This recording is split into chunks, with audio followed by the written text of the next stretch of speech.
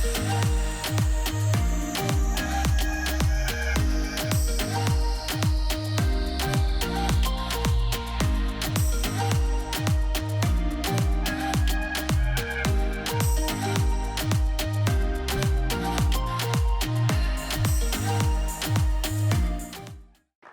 everyone.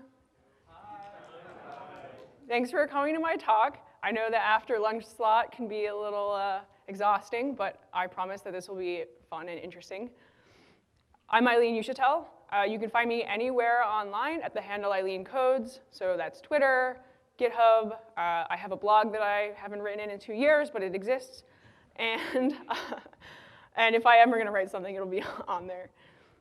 I'm a staff engineer at GitHub. I work on the application architecture Ruby language team. We work on setting standards, figuring out how to build stuff in Rails and Ruby, and we do a lot of work to improve the languages and frameworks that we use as part of Ruby. So we upstream a lot of tooling to Rails. We improve Ruby and performance stuff, so you all get all of that stuff from us too. I'm on the Rails core team. For those of you who are new to Rails and haven't heard of the core team, it's a group of engineers who work on the Rails framework. A lot of us are volunteers. Some of us get paid by our jobs to work on Rails, but for the most part, we do it because we love Rails.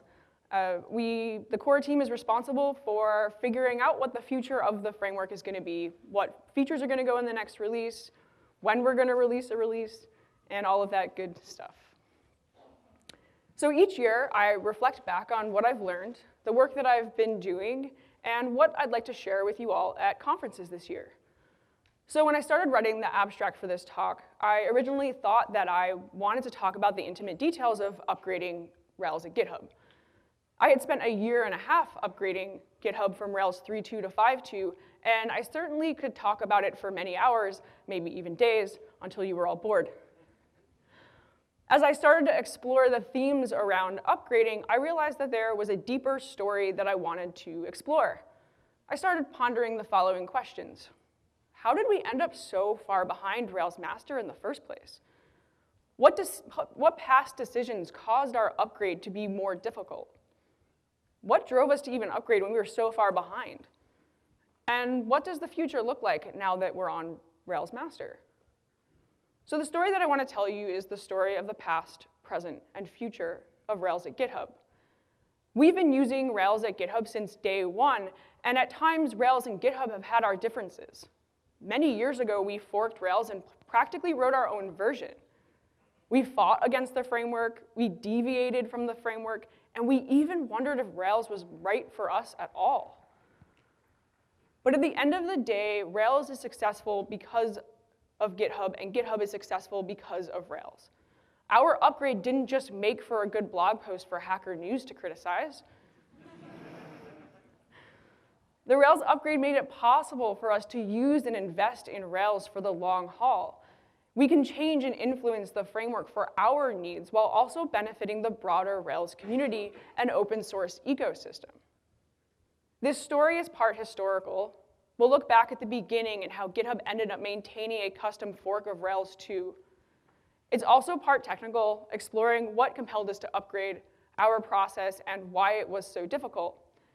We'll look at the costs of not upgrading and how technical debt accumulates in your application until your framework and applications start to work against each other. Lastly, this story is part forward-looking. We'll dive into our effort at GitHub to clean up technical debt, our commitment to open source, and our responsibility to support Rails for the long haul. First, let's go back in time to the beginning. In 2004, DHH announced a new Ruby framework called Ruby on Rails. Immediately, Rails caught the attention of the Ruby community. At RubyConf that year, DHH talked about Rails, its history, how it came to be, and of course, why it was better than existing Ruby frameworks. He went on to talk about his philosophy in building the framework, most notably that many frameworks fail because they are built without an application in mind. He said that frameworks are retrospectives. They should be extracted, not built. Rails was attractive and successful, and is attractive and is successful, because it's extracted from a real application, Basecamp. In the early years, Rails complexity grew slowly, and Rails 1.0 was released in December of 2005. 2 years later, Rails 1.2 was released. That same year, Tom Preston Warner was at a Ruby meetup in San Francisco when he showed his friend Chris Wainsrath a tool called Grit. Grit is a Ruby tool that allows you to view Git repositories in an object-oriented way. It would become the basis for Git repos at GitHub. After seeing Grit, Chris was immediately hooked, and a few days later, GitHub was born. GitHub was created using the Rails 1.2.3 version, and after a short beta, GitHub was launched to the public in April of 2008. The next day, Rails moved from their own SVN server to GitHub. In 2009, Rails 2.3 was released. In the early days, when Rails would release a new version, GitHub would upgrade quickly to get the new features and bug fixes that that version had. But sometime between 2008 and 2009, GitHub had forked Rails. I couldn't find an exact date because we vendor our gems at GitHub, and there wasn't a commit that made it clear exactly when this happened, but it was sometime between these 2 years. I had always thought the reason that GitHub forked Rails was because Rails 3.0 was slow. And maybe some of you remembered that, but many applications couldn't upgrade because of how slow it was. But it turns out that we'd forked Rails long before we even knew 3.0 was a problem. Now remember, this was the Wild West of Rails startups. No one really knew what the future of Rails or GitHub was going to be. We weren't yet talking about the importance of upgrades or staying current on Rails master. Rails just actually wasn't as stable as it is today. I don't want to go as far as to say that Rails didn't care about performance or stability at this time, but I know a lot of app developers felt that way. And it certainly wasn't a concern the way it is now. Maybe that's because we were all kind of inexperienced back then, or maybe it was because Rails was good enough for its most important user, Basecamp. Maybe it was because we, GitHub, didn't contribute enough upstream. I don't really know because I wasn't there, and I'm not criticizing the past, but it's important that we look at what we did wrong in the past so that we can improve for the future. The problem was that GitHub didn't just fork Rails and add a bug fix here or performance improvement there. It wasn't a fork with backports from upstream. GitHub's fork was Rails with custom code just for GitHub. It was Rails morphed into a different framework that was built for GitHub the way Rails was built for Basecamp. And as GitHub doubled down on their fork and added more and more functionality, of course, Rails continued to progress at a fast pace as well. And no one could predict or understand the cost that forking Rails would have on GitHub's application or engineering team. In 2010, Rails 3.0 was released, but as I said earlier, many applications couldn't upgrade due to the performance concerns. The performance issues in 3.0 were a big deal. Users saw an unacceptable increase in response times, some applications seeing requests taking as much as twice as long. Active record in Rails 3 was found to be 5 times slower than Rails 2. Despite knowing about the performance concerns, GitHub engineer Aman Gupta, also known as TM1, started work on upgrading GitHub from Rails 2.3 to 3 and Ruby 1.9. GitHub hadn't just forked Rails, we forked Ruby too, which made upgrades way more difficult. And the Rails 3 upgrade wasn't pointing at Rails 3 master upstream. It was still a fork of Rails with custom patches from GitHub added on top. And I can tell you from experience that maintaining a fork while having to add all of your features on top of that fork and then also trying to upgrade is enough to make someone want to quit programming and be a goat farmer. So I really don't recommend it. In 2012, Rails 3.2 was released, and most of the performance concerns had been fixed by Aaron Patterson and other contributors. In the same year, after performance issues were fixed, GitHub's progress on the Rails upgrade stalled. It had been 2 years since they started the 3.0 upgrade, and the engineering team began questioning whether the effort was worth it at all. They asked each other, why upgrade when this version isn't causing us pain? Why upgrade when Rails 3.0 isn't so great? Why upgrade when our fork has more features? Looking at these questions, the engineering team decided the upgrade wasn't worth their time and focused their effort on other projects. The truth is that at this time, GitHub wasn't yet feeling the pain of their fork. And how do you convince an engineering team to upgrade when they're still feeling very productive? You make your tests faster when they feel too slow. You refactor a complex class when you need to add new functionality. But when do you upgrade? What's the incentive if the new version isn't better and it's working just fine? If you're not feeling the pain of being on a fork or an old version, you're not going to be compelled to upgrade. And so eventually, all of these why upgrade questions would become suffocating for the engineering team.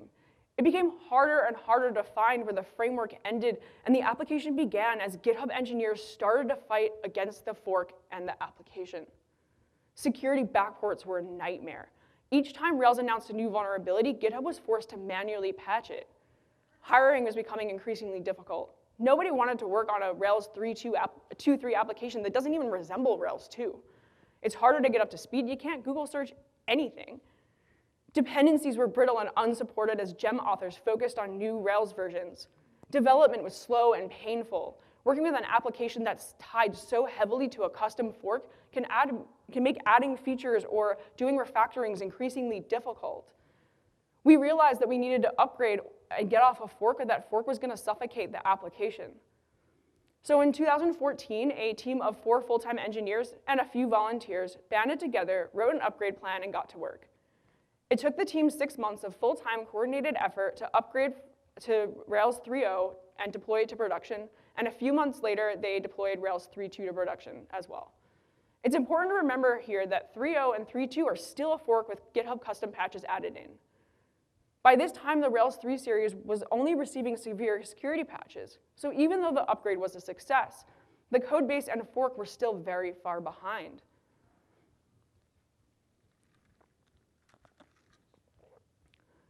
The effort put into upgrading from 2.3 to 3.2 was massive, and motivation dwindled after that. It would be another 2 years before the Rails 4.0 upgrade was started. That same year, Rails 5.0 came out. I'm sure to some it felt like GitHub would never catch up if Rails was constantly improving and always releasing new versions. In 2017, I joined GitHub.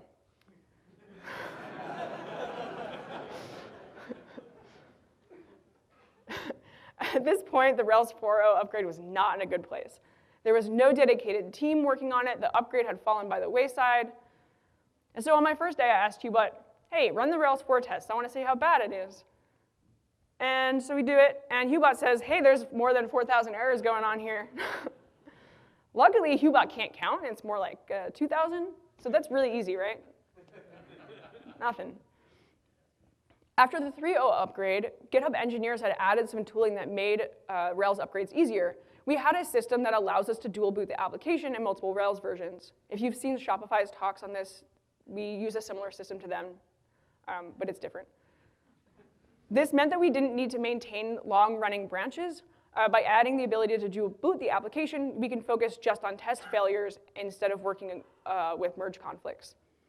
Unfortunately, this method requires us to hack Bundler, but I would rather hack Bundler than have a fork of Rails, so that's worse. So with this method, we're able to boot the server, the console, and run all of the tests in multiple Rails versions, which makes it easy to compare and contrast behavior between the version that's in production and the version that we're upgrading to. It also allows us to incrementally upgrade Rails and prevent regressions. Whenever we have a build that's green, we make it required so that everyone has to write code in the new version, the new version we're upgrading to in the old version. So when the 4.0 build was green, we'd swap it out for 4.1, and we get to work on that, and then we swap that out, and you had to write code for 3.2 and 4.1, and that's how we did it, so that we could prevent new regressions in the code base for that version. In the application code, we used helper methods to easily condition different Rails versions. We'd always put the production version in the if clause, and all of the future code in the else. When we upgrade to 4.2, then the same tests that we already fixed for 4.0 won't start failing in the 3.2 branch of the code. In March of 2018, a year and 3 months after I started at GitHub, we deployed Rails 4.2 to production with 0 downtime and limited customer impact. After deploying 4.2 to production, I wanted to get started on 5.0 immediately because I didn't want us to lose momentum. Like, we were so close, but I was honestly very burned out. I had been the only engineer working full-time on the Rails upgrade, and I had a lot of other engineers helping me out, but they were on a volunteer basis. I couldn't force them to do the upgrade. Upgrading Rails was difficult and a lonely task, and I decided that there was no way that I would do the 5 series alone.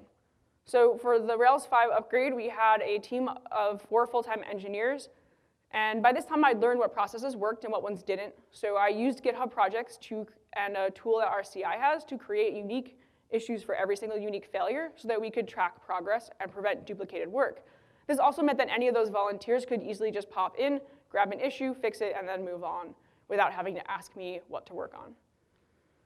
Because we had a dedicated team and a streamlined process, the upgrade from 4.2 to 5.2 took only 5 months, and in August of 2018, we deployed 5.2 to production with 0 downtime and no customer impact.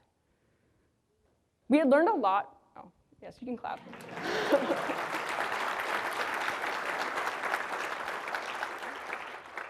We had learned a lot from the 4.2 deploy, and we were a lot less nervous about deploying 5.2 than 4.2. We took a few months to actually deploy 4.2 because we hadn't done it before, and we didn't know what we should be worried about.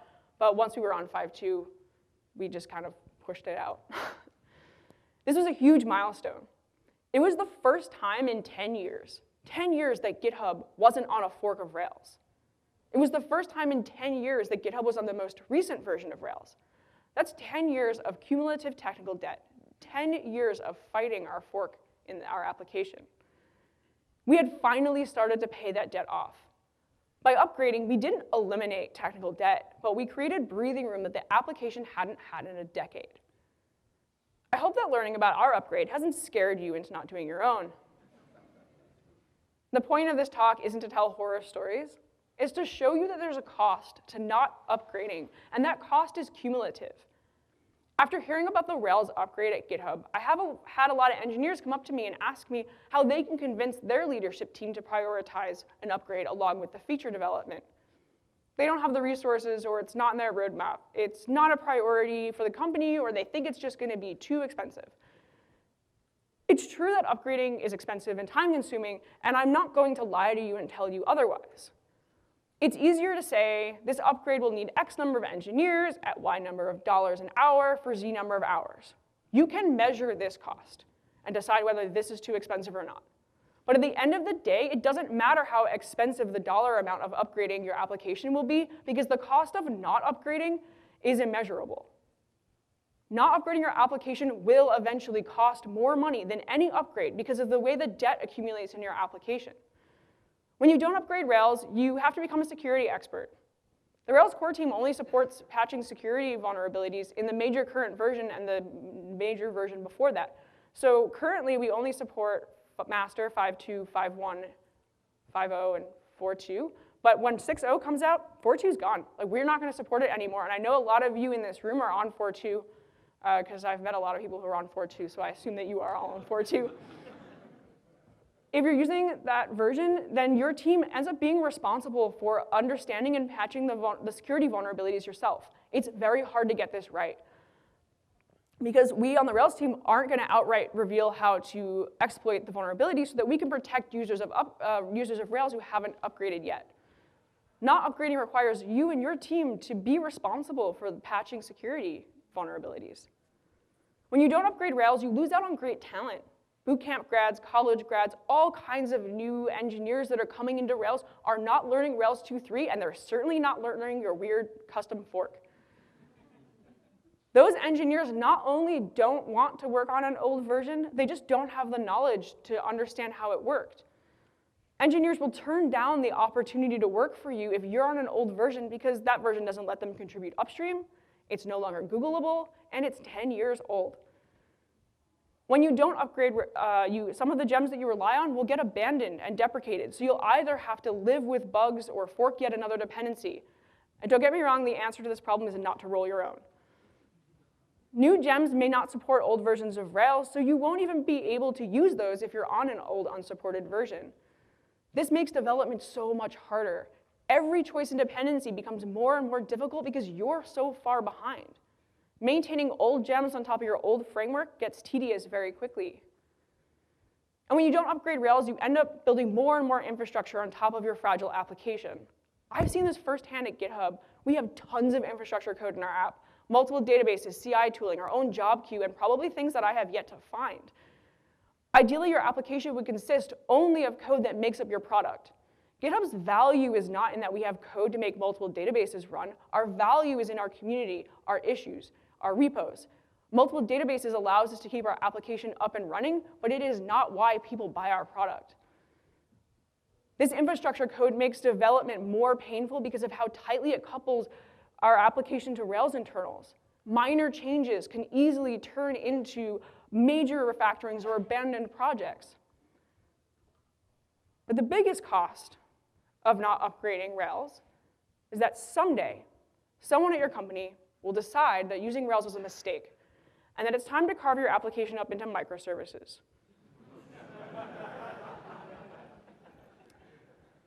Now, this isn't a language war talk. I'm not criticizing Go. You want to write Go, that's fine, I don't care. But we're at RailsConf, so I'm going to at least assume that you like writing Rails. I love writing Rails. I want to keep getting paid to write Rails. And it might seem like an exaggeration, but if we don't upgrade Rails, we don't get to keep writing Rails. The Rails ecosystem won't improve, our applications will degrade, and we'll be faced with an expensive rewrite. And if you think upgrades cost a lot of money, rewrites come with a hefty price tag as well. They might even cost you your job. The key to upgrading Rails is to incrementally pay off cumulative technical debt that you've incurred, and then figure out a plan to keep that debt paid down. I won't stand here and tell you that upgrading Rails will be easy. I'll leave that to the person on Hacker News who wondered why I couldn't do it faster, because their upgrade took a weekend. Clearly, we're doing something wrong. The upgrade did take a long time, but it wasn't the only thing that we worked on during this period of time. I took time to delete features, I rewrote our custom test framework, I improved our handling for multiple databases in test and development. It's unfair for anyone to look at our upgrade timeline and decide that using Rails is too expensive. We made choices at GitHub that made upgrading harder. You have made choices in your application that will make upgrading harder. But that doesn't mean that Rails is a bad choice.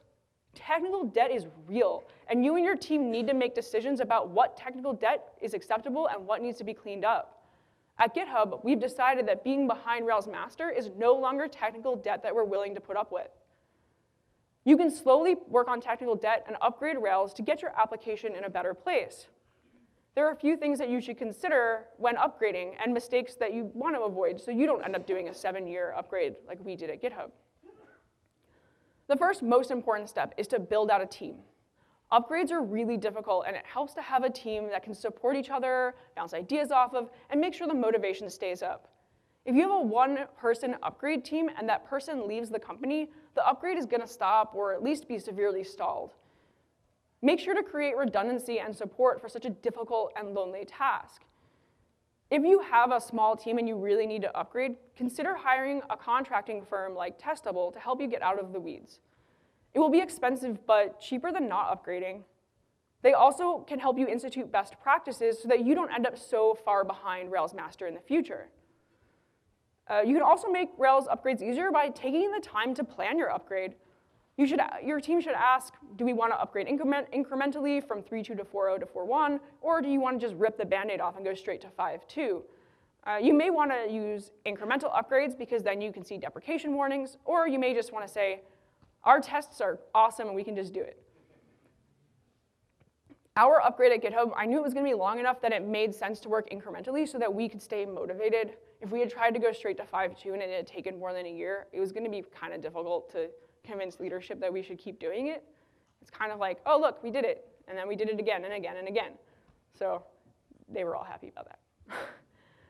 You should also consider that if you want to do the 2 branches thing, or if you want to have a dual booting CI, the dual booting CI can really help you pay debt down up front so that you make your future upgrades easier. If you do the long-running branch, sometimes that can be really difficult to keep up with features that are going into master.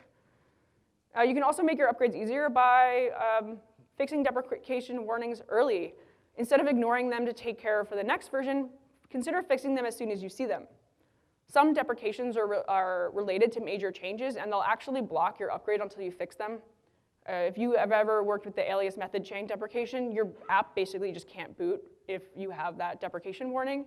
So you want to fix that before you get to the point where you just have to wait for those to be fixed, because if you fix them, then you can see all of the failures and know how far behind you are. Otherwise, you're just stuck with alias method chain for your entire life. Once you've upgraded to the most recent version, make a plan for future upgrades. How often is your team willing to upgrade Rails in the future?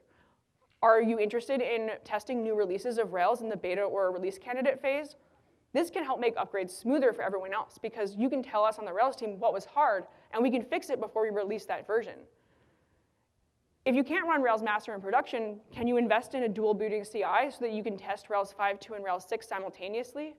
If you invested in upgrading, it makes sense to invest in tooling for the future so that you can stay out of upgrade debt. So now that we've looked at considerations that you should take when upgrading, we'll now look at things that you will regret and should not do. There are a lot of choices that you can make in your application that will make upgrades or maintaining your application a lot more difficult. Something that you're likely to regret in the future is forking Rails. Don't do this. The choice to fork Rails and deviate from upstream was the single most expensive choice we made at GitHub in regards to our application. This had a compounding effect on the state of their code base that made our upgrade from 2 to 5 take 7 years. If you absolutely must fork Rails, you should try to at least track the upstream version as closely as possible and only backport bug fixes or features that you need. If you add features that you never intend to upstream to Rails, your fork is going to deviate from upstream and make upgrading really difficult.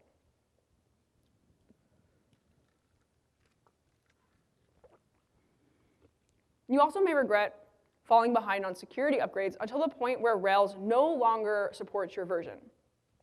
If you need to stay on an unsupported version of Rails, you should at least use something like Rails long-term support because they'll maintain the fork for you and ensure that the security patch is correct. If you fall behind on Rails upgrades and end up writing your own patches, you may do it wrong and leave an insecure endpoint. In general, the best way to do any security patch is to rely on Rails upstream. Ensuring your application tracks the most recent version of Rails can reduce any surprises when you upgrade for that security patch. If you're also using old unsupported gems, your upgrade will be more difficult because you have to replace each of those dependencies before you can finish your upgrade. Ensure that you upgrade your dependencies often to keep in line with Rails requirements. This will also prevent you from ending up using a gem that gets abandoned by its maintainer because Rails isn't going to require a gem that is no longer maintained. You may also regret using Rails private APIs. In Rails, private APIs are code that is purposefully undocumented or under the private namespace. We reserve the right to change these APIs without deprecation. So if your application is relying on them, they could be removed or changed, and you won't actually know except for having an error. It's always best to use public documented methods so that you know the Rails team will deprecate them if we ever intend to change or remove them. So all of the things that we looked at and more can compound the cost of your upgrade. It's easy to see how these decisions cause us to accumulate debt in our applications. I'm hoping by now you're feeling a little bit more confident that you too can do an upgrade. I know it's going to be hard. You might cry. You'll definitely get angry. You may even curse past engineers that no longer work at your company. I did. I apologize to all of you. But I want you to know that you can do it. I have faith in you. You may be thinking, okay, well, Eileen, you're on the Rails core team, and you work at GitHub, and I'm not capable of doing the upgrade. It's too hard, and we just don't have the talent or the time. So I'm going to tell you something that I've told a lot of people, and it's true. And it's not because I want to pat myself on the back and have you all clap for me, but it's because I want you to know that you can do this. Before the Rails 3.2 to 5.2 upgrade, I had never done a major multi-version upgrade before and deployed it to production. If I can do it, you can do it. I'm not smarter than you. I'm not better than you. I just might be a little bit crazier than you. But you can totally do it. It's not going to be easy, especially if you've taken on cumulative costs that we looked at earlier. And while you're upgrading, it's really important to remember a few things. You don't have to solve all of your technical debt problems tomorrow. You can pay that debt down incrementally over time. Start with that weird class that you don't know what it does, or that uses a private Rails API. Remove or document your monkey patches. Identify and upgrade Rails dependencies that are out of date. Rails upgrades are a marathon. They are not a sprint. If you and your team incrementally pay down debt, the debt that you've incurred over the debt you've incurred, the upgrade will eventually be possible and completed. It's also important to remember that you're not alone. Many before you have done an upgrade, and many after you will do an upgrade. Find others doing upgrades at the same time, or folks that have done it in the past, and lean on them for support. I knew that Shopify had just finished their own hard upgrade, and so I had them to ask, like, hey, is this ever going to be over? Or advice how to continue. And lastly, remember that the payoff is worth it. Upgrades take a long time, and they're really difficult, but being afraid of upgrading isn't going to make it go away. When you upgrade your application, it'll eventually be in a better place. In addition to improved security, easier hiring, and more manageable dependencies, doing the hard work of upgrading will give you improved APIs. Major version upgrades allow us to rethink how previous features in Rails worked and redesign them and rework them so that we can improve them for you.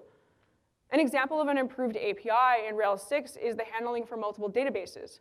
Before Rails 6, adding multiple databases to an application was awful and very hard. You had to write a ton of code yourself, but in Rails 6, we've added new APIs for establishing connections, as well as an improved API for active record database configurations. Without upgrading, you don't have access to these improvements. Upgrading to new versions of Rails also improves security. In addition to security upgrades being easier if you're not behind, Rails also adds new security features to protect your applications and your users from bad actors. In Rails 5, we introduced perform CSRF tokens, Rails 5.2 introduced encrypted secrets, and Rails 6 is shipping with improved security around potentially dangerous arrow methods. These features will help keep your applications safe and secure. Since these are security features and they're not vulnerability patches, the only way to get them is to be on a new version of Rails. And although Rails 3.0 is plagued by performance issues, newer versions of Rails have focused on better performance. The Rails team is always looking for areas to make Rails faster in all environments, and Rails 6 is shipping with a memory leak fix for view loading in development and faster active support notifications, and other stuff that I could not remember.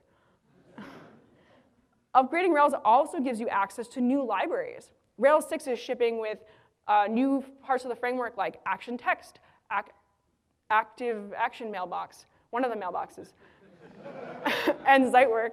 By upgrading, you can rely on great new features in Rails without having to build your own infrastructure tooling in your application.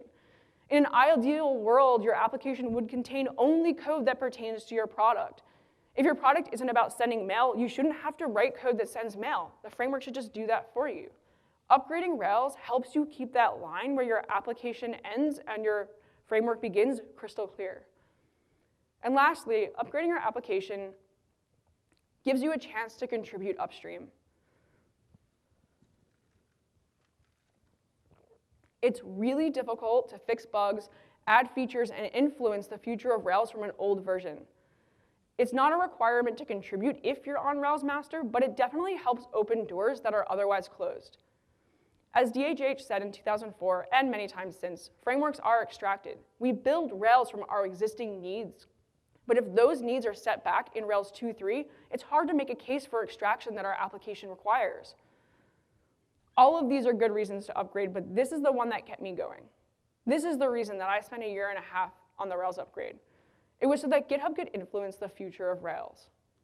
For GitHub, this is the biggest and most important reason to upgrade. By upstreaming features, fixing bugs, and supporting Rails' future, we support our future as well.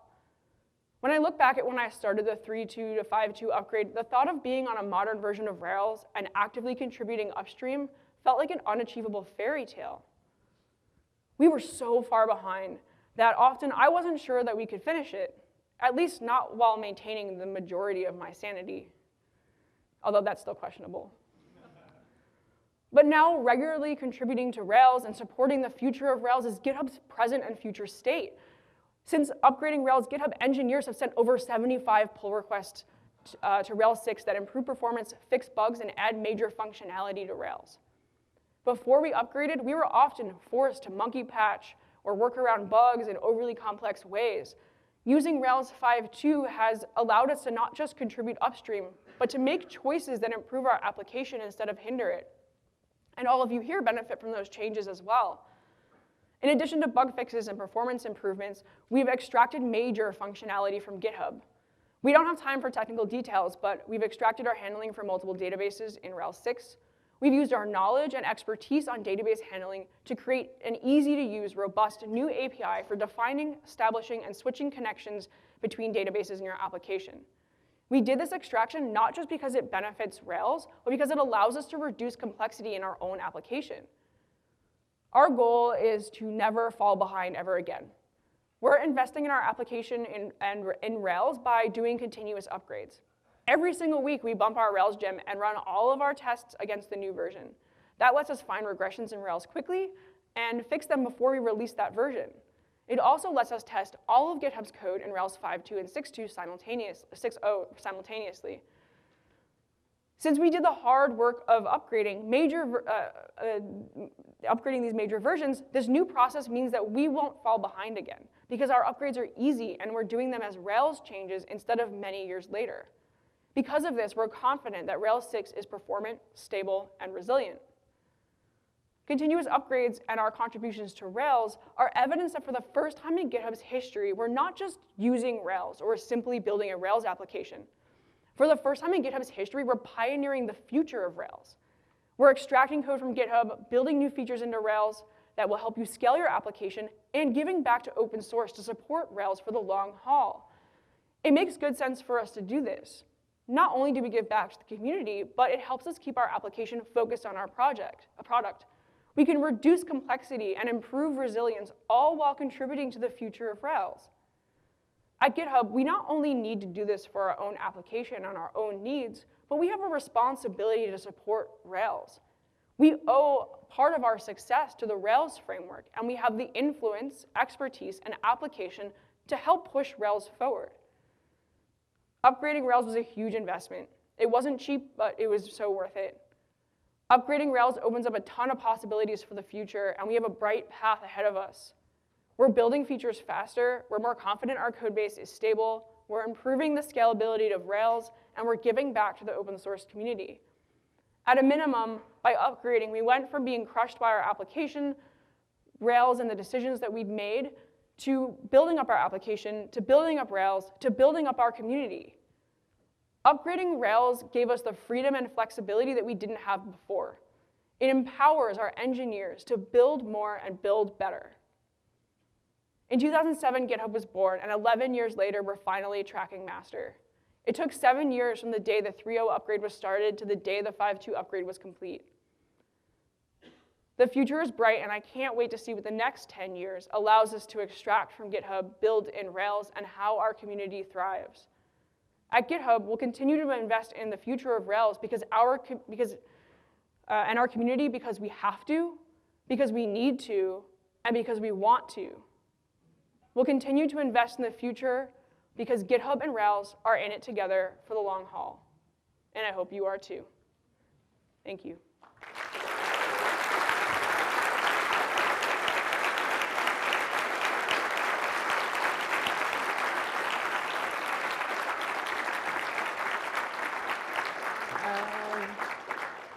I think we have 3 minutes or a minute left, according to that clock.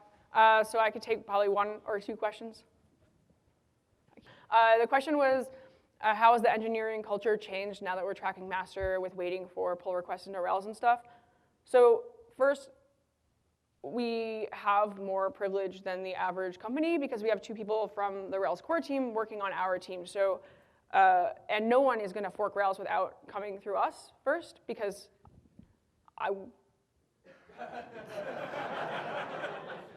it wouldn't go well.